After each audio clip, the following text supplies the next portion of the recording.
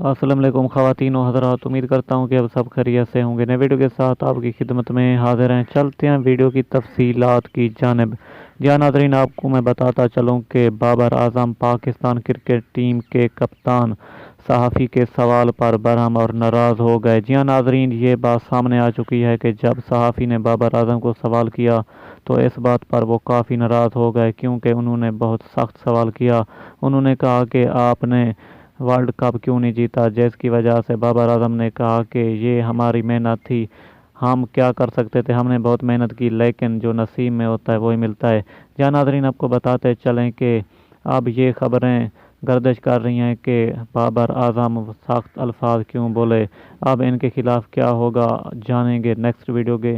जहाँ नाजरीन, आपको बताते चलें कि अगर इस चैनल पर नए व्यूवर हैं तो वीडियो को लाइक करें, चैनल को सब्सक्राइब कर दें और घंटी के निशान को दबाना ना भूलें। नेक्स्ट वीडियो तक इजाज़त दी।